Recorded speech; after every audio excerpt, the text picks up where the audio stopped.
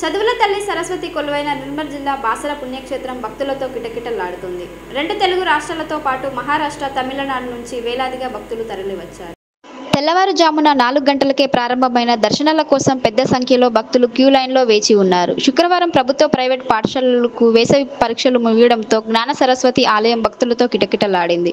తల్లిదండ్రులు తమ చిన్నారులకు ఆలయ అర్చకుల చేత అక్షరాభ్యాసం చేస్తే చదువుల తల్లి కరుణిస్తుందనే నమ్మకంతో ఎక్కడెక్కడి నుంచో భక్తులు పెద్ద ఎత్తున తరలివచ్చారు. ఎక్కువజామున శ్రీ సరస్వతి, మహాలక్ష్మి, మహంకాళి అమ్మవార్లకు అభిషేకం, అర్చన, పూజలను ఆలయ అర్చకులు, వేద పండితులు ఘనంగా నిర్వహించారు. మరోవైపు గోదావరి నదిలో భక్తుల పుణ్యస్థానాలతో రద్దీగా మారింది.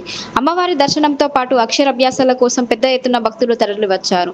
భక్తులకు ఎలాంటి ఇబ్బందులు తలెత్తకుండా ఇటు ఆలయ అధికారులు, అటు పోలీసులు ప్రత్యేక ఏర్పాట్లు చేశారు. వేసవికాలం దృష్టిలో పెట్టుకుని భక్తులకు అందుబాటులో త్రాగునీటిని దేవస్థానం అధికారులు ఏర్పాటు చేశారు. అమ్మవారి దర్శనానికి 2 గంటల సమయం పడుతుందని ఆలయ అధికారులు వెల్లడించారు.